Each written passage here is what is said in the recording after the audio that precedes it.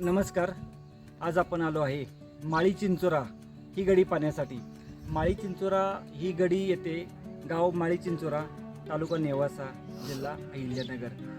छत्रपती संभाजीनगर नगरला जाताना आपल्याला माळी चिंचोरा हा फाटा आहे. गडी छोटेखानी आहे आणि पाठीमागं पाहू शकता खूप अडचण झाडी आहे.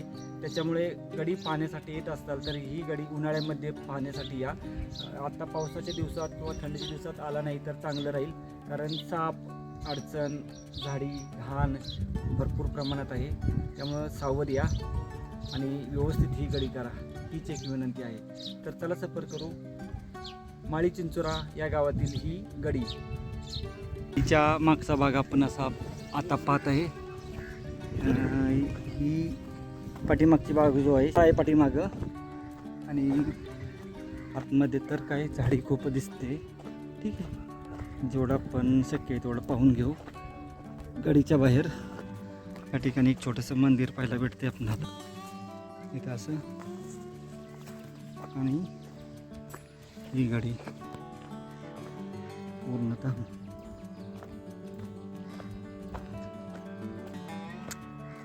पाठीमागून जाताना सावधगिरीने जा, अडचण घाण खूप आहे.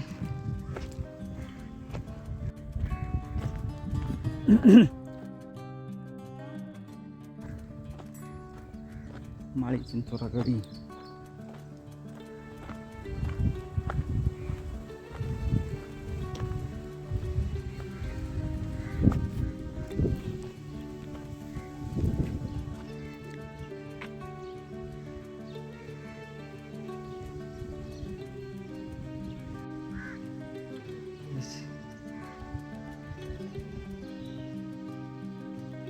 पाठीमागचा भाग आता पाहून झाला आपल्याला.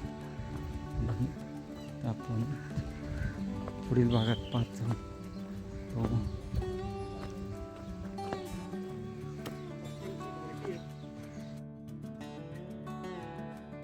किंगफिशर आहे, खारुताई आहे. सरडा बघा कुठं बसलाय तिथं वरती बाजूस.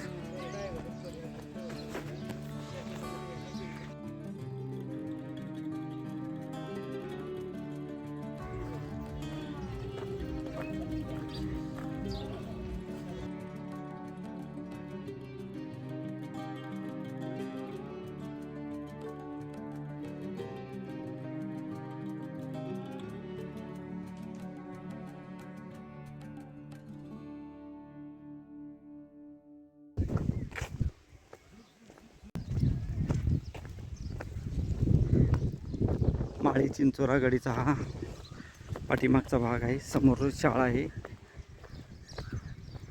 आत काय जाता येत नाही, परंतु आपण बाहेरूनच पाहू शकतोय. जरा थोडी अडचणी झाडी आहे, त्यामुळं नाही गेलं तर चांगलं होईल.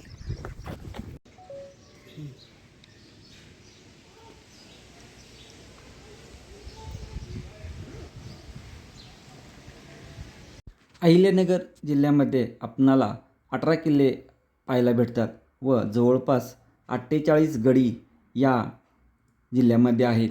त्याच्यापैकीच एक असणारी ही माळी चिंचोरा गडी आज आपण पाहण्यासाठी आलो आहे, जी येते माळी चिंचोरा या गावामध्ये, तालुका नेवासा, जिल्हा अहिल्यानगर. आपण अहिल्यानगरवरून छत्रपती संभाजीनगरला जात असताना किंवा शनिशिंगणापूर, नेवासा या भागाला जात असताना आपणाला शनिशिंगणापूर फाटा आहे. त्याच्या अगोदर एक साधारण 5 किलोमीटर अगोदर उजव्या हातास हा माळी चिंचोराचा फाटा आहे. फाट्यापासून 1 किलोमीटर आत ही गडी पाहायला भेटते. अतिशय सुंदर ही गडी आहे, प्रत्येकाने आवर्जून केली पाहिजे. किल्ले हे जरी प्राचीन काळापासून अस्तित्वात असले तरी येथील गड्या मात्र मध्ययुगीन काळात म्हणजे निजामशाहीपासून पेशवे काळापर्यंत बांधल्या गेल्या आहेत. मध्ययुगीन काळाची नाती सांगणारी पण इतिहासाबाबत अबोल असणारी अशीच एक गडी आपल्याला माळी चिंचोरा या गावात पाहायला मिळते. नेवासा तालुक्यात असणारे हे गाव तालुक्याच्या ठिकाणापासून साधारण 14 किलोमीटर आहे व अहिल्यानगर जिल्ह्यापासून 45 किलोमीटर अंतरावर आहे. गडी गावाच्या बाहेर आहे. गावात आल्यानंतर प्रथम आपणाला एक वेस पाहायला भेटते. त्याच्या बाजूला आपणाला ग्रामपंचायत कार्यालय आहे. व ग्रामपंचायत कार्यालयाच्या समोरच्या बाजूने आपणाला गडीपर्यंत जाण्यासाठी रस्ता आहे. कारण ही 1.5 एकर परिसरावर पसरलेली आहे व मोठ्या प्रमाणात पडझड झाली आहे. संपूर्ण गडीची तटबंदी ढासळलेली आहे. या तटबंदीत लहान मोठे 6 बुरुज पाहायला मिळतात. तटबंदी कोसळलेली असल्याने तटावर अथवा बुरुजावर आपणाला जाता येत नाही.